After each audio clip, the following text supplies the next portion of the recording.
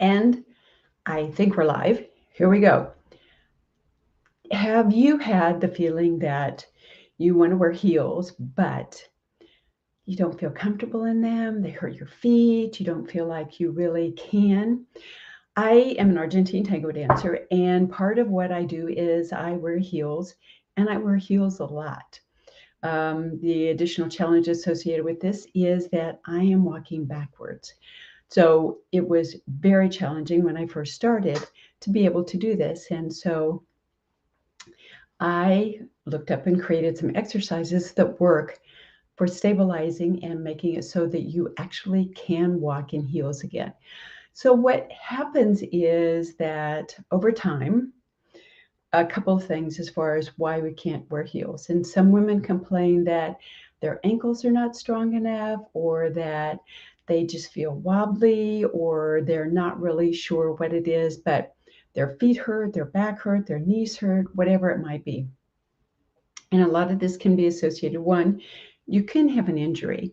And if you have an injury, it's important to go through the process of rehab. So, for example, when I broke my arm, I went through tons um, of rehab as far as that's concerned. So I did the traditional physical therapy, and then I had my own kinds of therapy things that I did on top of that because I wanted to have a greater range of motion than what was the typical normal for most people because I wanted to be able to dance. I was motivated to do something more. So I did. And in walking in heels is pretty much the same thing, but there's a little extra added thing which gives you maybe more of an incentive as to why you want to be able to walk in heels again. And that is most of the time, the reason it's hard for us to walk in heels as we get past a certain age is because we have lost muscle strength. Sounds weird, I know, but it's true. When we get older, we need to do more in order to build and maintain our muscle. So, there are some really quick and easy exercises that I'll share with you today that you can do in order to start that. But also, even if you're not really interested in wearing heels, these are exercises that I recommend that you do. We want to be able to be stable and balanced and look graceful and elegant when we walk. And if we're trying to figure out, ooh, am I balanced enough? Do I feel stable? Am I wobbly? Any of those kinds of things, it's going to make it really difficult for you to have that excellent posture and the elegant walk that we all want to be able to have, or at least be able to look like we're not getting ready to do a scrimmage on a football line. So, and you can hear my little boy in the background. He wants to go outside because it's nice out. So, the first thing, it's really super simple. It is just about how you get up and down, in and out of a chair. So a lot of times, and I'll turn to the side so you can see, a lot of times people will start to bend forward and go up, or you see people where they use your arms to push on whatever to get up. That's because the muscles in their legs aren't as strong as they used to be. So we really want to start to rebuild those muscles, and it's super easy to do. And guess what? You don't have to do anything extra in order to work on this. All you have to do is think about how you get up and down in your chair a little bit more. So rather than just automatically just going forward and standing up, I'm going to think about this. I put both feet flat on the floor and I am going to push down through my heels as I rise up. Now, I'm trying not to bend forward this direction too much, but really be able to push down through my heels. So my feet are flat on the floor. I'm sitting on the edge of my chair here to make it a little bit easier. If you're sitting way far back in your chair, it's going to make it a little more challenging. So you might want to scoot up a little bit just at first. Really pretty basic, as I said. Feet flat on the ground, your body is lined up. So shoulders over the hip. We're ready to go. And we push to go up. Push. Pretty simple.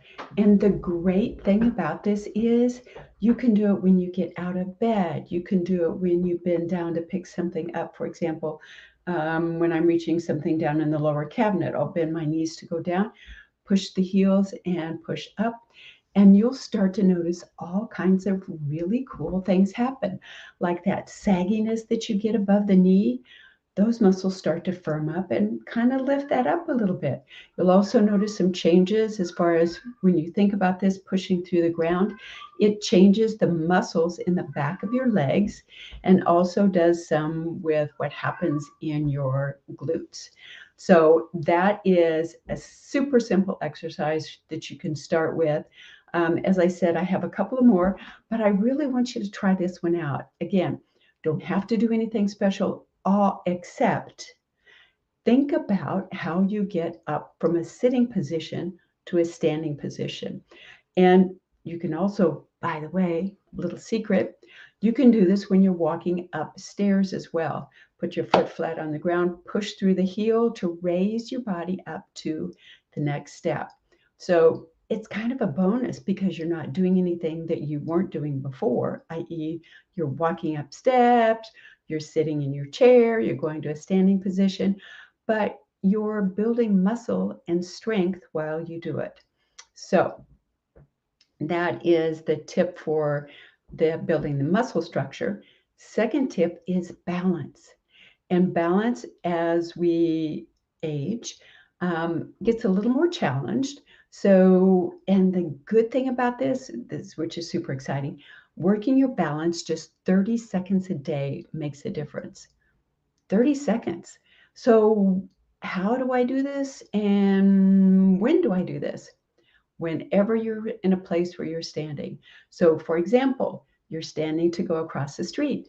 You shift your weight to one leg and just balance on that one leg.